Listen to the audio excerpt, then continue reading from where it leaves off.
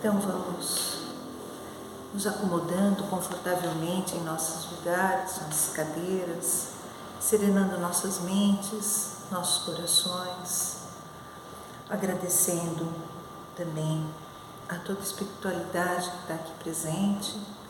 Agradecemos aos nossos mentores e a todos os mentores que estão presentes aqui nessa sessão hoje à noite. Vamos já saudando todas as equipes que fazem a higienização e a proteção de nossa casa.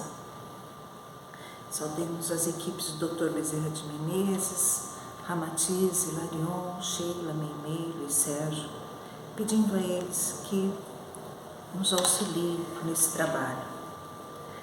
Saudemos também as fraternidades aqui presentes, as fraternidades do espaço, com a nossa prece. Nosso Divino Mestre Salvador, fortalecei-nos e amparai-nos para que possamos ajudar as forças do bem a transformar o mundo. Veneráveis mensageiros celestes, auxiliares de Jesus, fortalecei-nos e amparai-nos para que possamos ajudar as forças do bem a transformar o mundo. Pai nosso, Criador nosso, fonte eterna de amor e luz, fortalecei-nos e amparai-nos para que possamos ajudar as forças do bem a transformar o mundo. Vamos saudando aos apóstolos e aos discípulos de Jesus, nos saudando também a Maria de Magdala, que com os seus exemplos de reforma interior e de amor ao Mestre.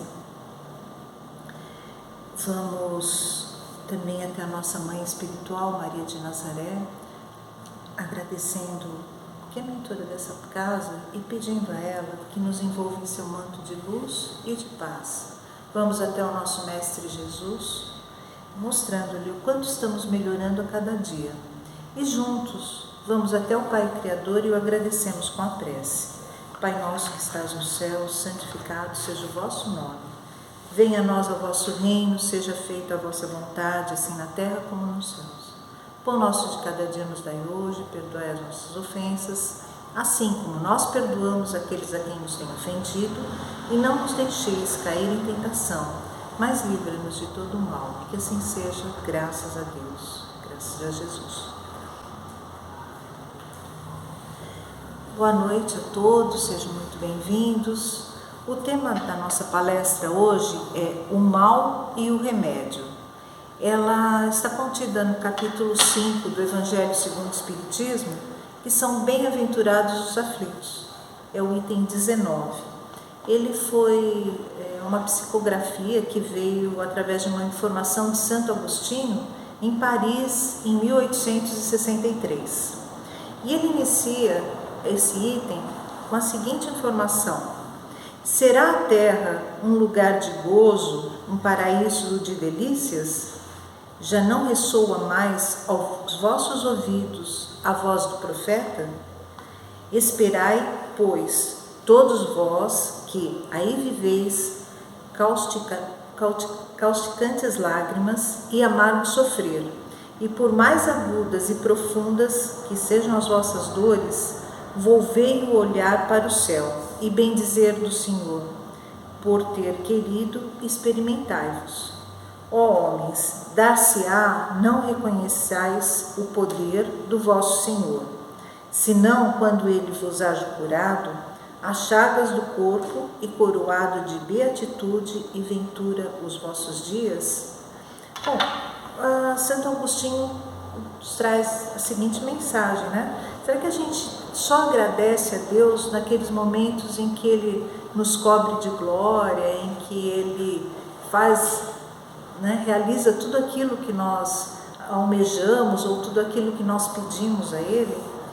Então a gente deve se lembrar sempre que todas essas nossas provas, que essas condições de vida que nós estamos, e pelas mesmo até as tristezas que estamos sofrendo, foram provas que nós mesmos pedimos. Então, ele diz também o seguinte, se nós pedimos, se nós solicitamos essas provas a fim de que pudéssemos melhorar, que pudéssemos nos transformar, então, por que nós estamos reclamando agora?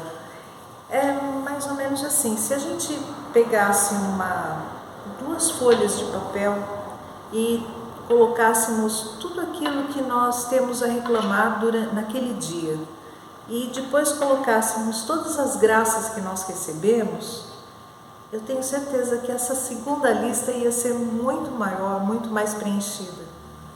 Talvez a gente se esqueça de tudo aquilo que acontece no nosso dia a dia, mas a gente não pode nem esquecer que o sol nasceu, que a gente convive com as pessoas, muitas vezes porque a gente pode agradecer que a gente tem um trabalho, que a gente pode auxiliar ao próximo.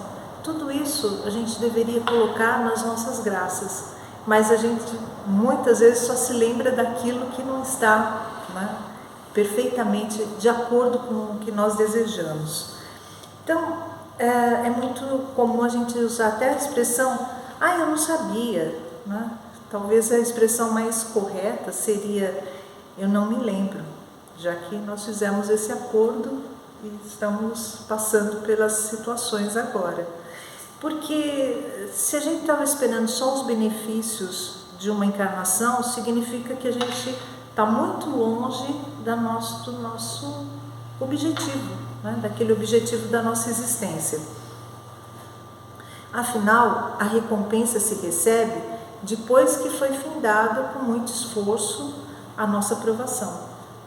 E nós só chegamos a uma nova encarnação para começarem as lamúrias, né? Só a gente chegar nessa nova encarnação, a gente já começa a dizer, olha, não sabia que a convivência com aquela pessoa era tão difícil, era tão complicada, eu não sabia que essa profissão tinha tantos desafios, eu não sabia que criar filhos era tão difícil, né?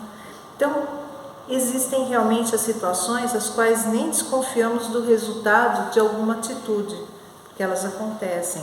Mas, na grande maioria das vezes, a gente nem para pensar, para analisar, ou mesmo, às vezes tem o nosso mentor lá que está até gritando no nosso ouvido, passando informações e a gente acaba, né, deixando passar, a gente não se atém a isso.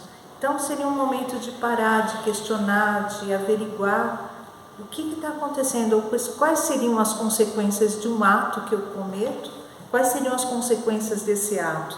Por que eu estou fazendo assim? Então, para toda ação existe mais do que uma reação, existe uma consequência, né? Às vezes a gente entra em uma situação que tem grandes chances de dar errado, assim, sabe? Quando parece que já está até escrito, isso não vai dar certo. Mas aí a gente fala assim, não, Deus está me ajudando, seja o que Deus quiser, né? Então a gente já joga a responsabilidade para Ele. E aí nós já dissemos que a Terra é linda, que ela é maravilhosa, que o ambiente é convidativo, que é uma paisagem apaixonante até, mas que nós não estamos aqui, né, assim, aproveitando desses benefícios e nem esperando para receber um prêmio em dinheiro, como acontece naqueles reality shows, né, que a gente vê por aí, a pessoa se esforça, passa por provas e depois ela tem um prêmio em dinheiro. O nosso prêmio é muito maior do que isso. Bem, nós viemos aqui para uma verdadeira depuração do nosso espírito. Essas situações são as novas provas ou os novos resgates pelos quais temos que passar a fim de nos tornarmos melhores. Sabemos sim, concordamos, pedimos essas provas a fim de evoluirmos com raras exceções. Eu até me lembro de uma citação que eu ouvi uma certa vez, uma pessoa dizia assim, olha, vou querer passar, né, pelas provas para fazer o meu resgate logo nessa encarnação. Então, né, tomara que eu assim já nasça com diversos defeitos físicos, né, para que eu possa já resgatar tudo o que eu necessito. Aí a espiritualidade falava, olha, não é bem assim, você não está preparado para tudo isso. Bom, então pelo menos que eu tenha uma dor na perna, assim, né, que aí eu já vou sentir. Não, mas não é bem assim. Então uma dor no pé, não, ainda não está preparado para isso. Então no dedo mindinho do pé, tá bom, então vai com essa prova, né? Aí quando ele volta, quando ele está lá todos os dias, ele fala, ai, mas essa dor no meu dedo não está, né? Tá sendo assim muito complicada. Todo dia dói assim, não, todo dia eu tenho a dor nesse dedo. Imagina se ele tivesse, né, trazido todas aquelas expiações, todas aquelas provas pelas quais ele estava pedindo para passar. Tem um conjunto de conferências, elas são de assuntos diversificados. Eles falam de saúde, de entretenimento, muitos chegam e contam suas histórias de vida. Eu acredito que a grande maioria já tem assistido no YouTube TED, Tecnologia, Entretenimento e Design. E me chamou bastante atenção a história de um rapaz que se chama Felipe Rima. Ele é morador de uma comunidade lá em Fortaleza, e o nome dessa comunidade é Dunas. Só que, né, no popular eles chamam de Zareia, né, as dunas. E ele tinha um grande sonho, que era ser jogador de futebol. O sonho dele, porque ele falou, era baixinho, não cresci muito, aos 8 anos já era bem mais baixo do que os outros meninos da minha idade. E aí, quem fazia muito sucesso naquela época era o Romário. Então ele falava, o Romário também é baixinho, mas olha o que ele conquistou sendo jogador de futebol, então quero ser jogador de futebol. E ele ganhou numa dessas distribuições que o pessoal faz no Dia das Crianças, ele ganhou uma bola. Aí ele foi todo feliz, né, com a bola dele e tal. Primeiro chute que ele deu numa parede, tinha um prego e furou a bola, né? Aí ele volta chorando para casa e tal, e o pai diz, por que você está chorando? Homem que é homem não chora. Eu falei, que furou a minha bola. Ele falou, não, tá bom, né, eu ganhei agora e tal. Aí o pai pegou e deu uma arma, um revólver para ele. E disse assim, olha, isso sim que é coisa de homem. Aí ele até se assustou. Depois ele foi descobrindo, aos 9 anos de idade, que toda a família dele era ligada ao tráfico de drogas. A família toda mesmo, pai, mãe, irmãos, avô, avó, tios, todos.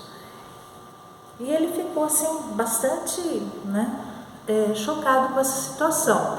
Mas, como eles eram um espelho, era um modelo para ele, ele achava que, então, agora o meu sonho mudou, vou dominar todo o crime, todo o tráfico de drogas nas 8 comunidades que a gente tem por aqui. E pensou em fazer isso. Só que, né, ele ainda não tinha, entre aspas, tido essa oportunidade, graças a Deus.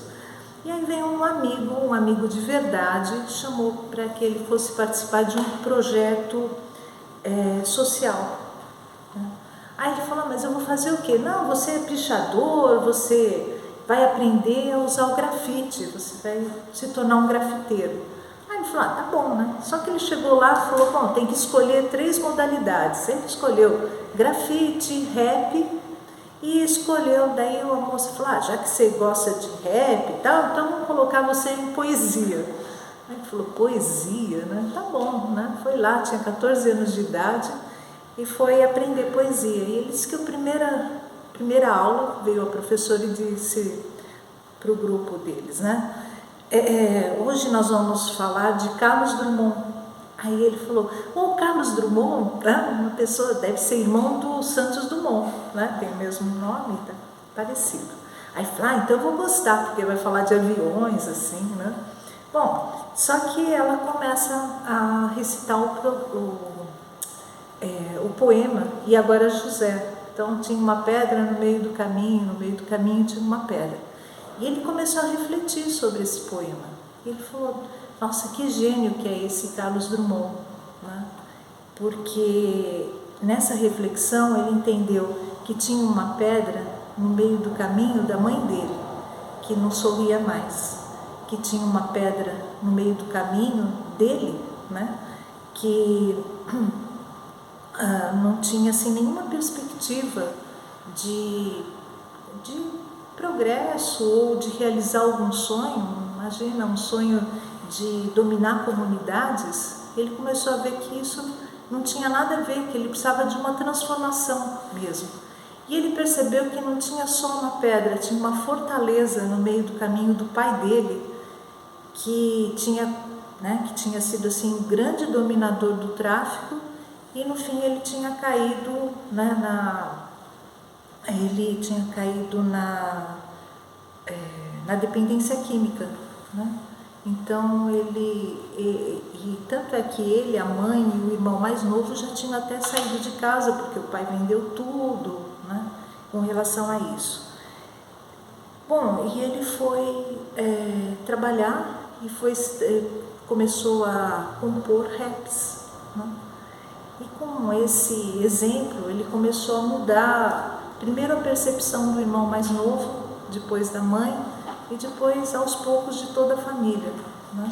E no final dessa apresentação ele apresenta a família toda, todos recuperados, mas auxiliando outras famílias em comunidades a fim de que eles não se tornassem ou traficantes ou, né, que não se tornassem dependentes.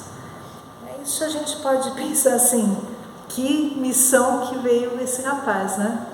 Ele realmente conseguiu cumprir, ele tinha só exemplos ruins e no fim ele conseguiu transformar todos esses exemplos ruins numa coisa muito boa.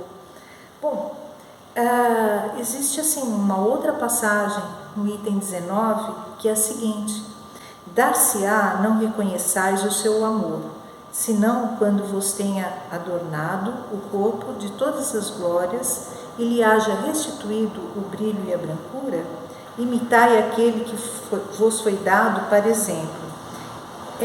Esse exemplo é de Jó, que na Bíblia, né, no Antigo Testamento, foi alguém que teve grandes propriedades, que teve por exemplo, muita criação de gado, que teve muitos serviçais e tinha 10 filhos. Então tudo que ele tinha era em abundância. E aos poucos foi sendo retirado tudo, né? Então ele perdeu, primeiro os serviçais foram trabalhar em outros lugares, depois toda a criação também, né, começou a morrer, e até os filhos ele foi perdendo aos poucos, né? Mas ele não se revoltou não, né? Ele, tendo chegado ao último grau de abjeção e da miséria, deitado sobre uma estrumeira, ele disse a Deus: Senhor, conheci todos os deleites da opulência e me reduziste à mais absoluta miséria. Obrigado, obrigado, meu Deus, por haverdes querido experimentar o vosso servo. Até quando os vossos olhares se deterão nos horizontes que a morte limita? Quando, afinal, vossa alma se decidirá a lançar-se para além dos limites de um túmulo? Houvesseis de chorar e sofrer a vida inteira, que seria isso, a par da eterna glória reservada ao que tenha sofrido a prova com fé, amor e resignação? Então, buscai consolações para os vossos males no porvir que Deus vos prepara, e procurai-lhe a causa do passado. E vós, que mais sofreis, considerai-vos os afortunados da terra. Bom, então quando a gente pensa, né, em todo esse sofrimento, a gente pensa no mal, né? Puxa, por que a gente tem que passar por esse mal, que até é o título aqui do nosso item, né? Bom, se quando nós reencarnamos, nos deparamos com o mal, definido como ausência do bem, que quando a gente fala ausência do bem parece mais suave do que falar que foi o mal, né? Refletindo, se Deus criou todas as coisas, se Ele é aquele ser onipotente, onipresente, onisciente, né? Será que Ele estando em todos os lugares, será que Ele está nos lugares em que o mal impera, né? Que a gente encontra o mal? Quer dizer, seria um questionamento. Se Ele é amor, né? Como é que Ele pode permitir que esse mal vigore? Tá? Bom, nós podemos dizer então que o mal é uma criação da humanidade. Quando somos criaturas que saem semeando os desequilíbrios, praticando perversidade, certamente que nós não iremos colher flores em nosso caminho. Então, pessoas que praticaram grandes atrocidades, porque hoje nos incomoda muito mais algo que tem acontecido numa Segunda Guerra Mundial, ou seja, na metade do século XX, quase metade do século XX, nos incomoda muito mais do que, por exemplo, aquelas atrocidades que eram cometidas lá no Coliseu, né? Quando os cristãos eram jogados aos leões, né? Para que fossem trucidados, para que morressem. Então, por quê? Porque a gente já espera que de lá para cá tenhamos evoluído muito mais. Só que em outras proporções ou de formas diferenciadas, a gente continua praticando esse mal, né? E como dizer que o mal não existe? A gente pode dizer que ele não existe? Então, mesmo assim, se eu ligo o rádio, a TV, as redes sociais, o tempo todo a gente está encontrando muitas situações diversificadas que nós podemos atribuir ao mal. Então, muitas vezes, também, quando não existe a fake news, né? Que acaba trazendo um mal criado aí. Tá? Então, os espíritos que reencarnaram no século XX, eles deveriam estar muito mais evoluídos do que esses anteriores. Lá no Livro dos Espíritos tem as questões de 629 a 646, que é o bem e o mal. Então, diz o seguinte: nós podemos entender que o que consideramos mal está relacionado à nossa ignorância, o nosso desconhecimento como espíritos. Então, para a doutrina espírita, o mal é resultado da ignorância do ser, que ainda não evoluiu o suficiente para ser um espírito, né, muito mais elevado. Então, quem pratica o mal não mede as consequências. E se mesmo assim pratica o mal, não compreende a gravidade dessas consequências. Então, muitos pensam e agem com egoísmo, sem se preocuparem com o próximo. A partir do momento que amadurecemos, que utilizamos as informações que estão depositadas em nossa consciência, temos maiores condições de atingir a elevação moral. Muitos estudiosos classificam a origem do mal como um problema social ou mental. Mas se a gente não considerar a reencarnação, a gente não vai conseguir entender que é um processo de evolução. É como a gente pensar numa criança que quando ela briga com um amiguinho, né? Ou então quando ela vai ao mercado, né? Às vezes tem crianças que se jogam no chão, falam eu quero, né? Querem um objeto, um brinquedo e tal. Então a gente entende quando é uma criança. Agora, se um adulto faz uma coisa dessas, né? A gente vai achar muito estranho que esteja fazendo dessa maneira. Por quê? Porque a gente espera que ele já esteja maduro o suficiente para entender, né, que não é dessa maneira que ele vai obter alguma coisa. Mas se você está vivendo um momento muito difícil na vida, passando por dores e sofrimentos, só existe um meio, e esse é aquele que chamamos de remédio amargo, que é o reflexo das atitudes erradas que tivemos no nosso passado. Então, lembrando sempre que se viemos aqui para aprender e finalmente entender que devemos promover a resolução de problemas que nós criamos no passado, finalmente o bem prevalecerá. Não estamos classificando alguém como do bem ou do mal, tá? Mas sim as atitudes evoluídas, que são o amor, a caridade, o perdão, entre outras tantas, né? Portanto, do bem ou daquelas pessoas insensatas que provoquem o mal aos outros. Então, esse remédio é a fé em Deus, que vai fazer com que você identifique os motivos pelos quais você está passando, então, pelas provas, né, que você está passando. Então, no nosso planeta ainda estamos em um processo muito inicial e gradual dessa evolução. O que significa que, se não acelerarmos, mais difícil será cumprir a nossa tarefa, aquela em que nos comprometemos. E o resultado da evolução que nos trará uma condição melhor de saúde espiritual, então, chegarmos ao espírito iluminado, teremos que passar por essas turbulências. E Para finalizar, gostaria de falar apenas um trechinho de um livro do Vanderlei Pereira, Aprendendo a Lidar com as Crises. Ele diz assim: ser espírita não é ser nenhum religioso, é ser cristão. Não é ostentar uma crença, é vivenciar a fé sincera. Não é ter uma religião especial, é deter uma grave responsabilidade. Não é superar o próximo, é superar a si mesmo. Não é construir templos de pedra, é transformar o coração em um templo eterno. Ser sem vivenciar é o mesmo que dizer sem fazer. Muito obrigada.